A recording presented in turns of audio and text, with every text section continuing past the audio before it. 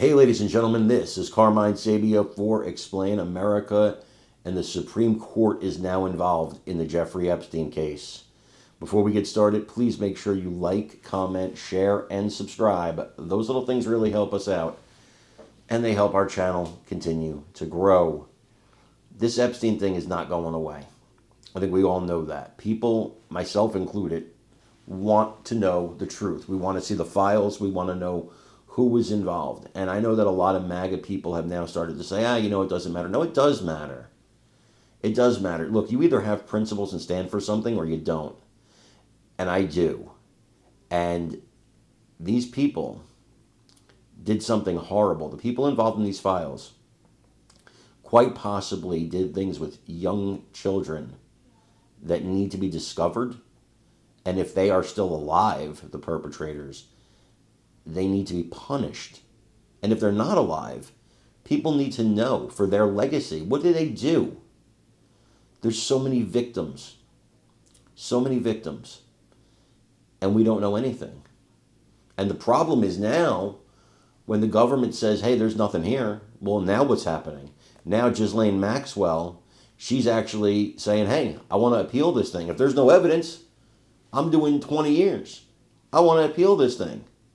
The DOJ is jumping in and they're saying, no, absolutely not. Your appeal, we're going to fight your appeal.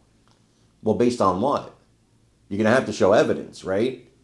Well, then there is evidence. So none of this makes any sense to me. I want to get to the bottom of it. I know most of you want to get to the bottom of it. I want you to watch this and let me know what you think in the comments. Leader is now talking about this story. Take a listen. Democrats didn't put the Jeffrey Epstein thing into the public domain.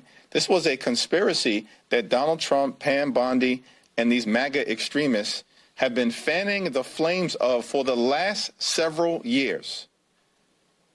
And now the chickens are coming home to roost. The American people deserve to know the truth.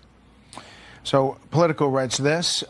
There's a MAGA rebellion over the Epstein outcry. The split over Epstein represents one of the biggest rifts within Trump supporters since the president took office for a second term. On one side are MAGA supporters who push claims that Epstein was murdered in his jail cell and that the disgraced financier had kept a list of high-profile clients, but Trump's DOJ and FBI have concluded that there's no evidence for either. Mary Catherine. Yeah, I think there's a couple things going on here. Many people look at this and go, on its face, it looks like it was handled at least incompetently, if not corruptly, from day one, regardless of leadership. And they want answers because there are real victims who we will probably never know much about because they signed NDAs and because very powerful people were involved.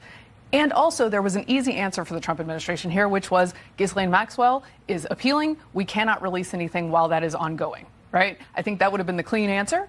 Now they're in this situation where a bunch of people are deeply invested in this particular story, which there may be plenty more too, as a decoder ring for all that is corrupt in government. And if they don't get answers on that, they'll be very mad. Here's the other thing, though. There's a large portion of that portion of the base that will listen to Trump when he gives them an answer on this. And the question is, how politically salient is that? And does he have the benefit of the doubt, Dasha? Here's the tension. The White House wants to move on from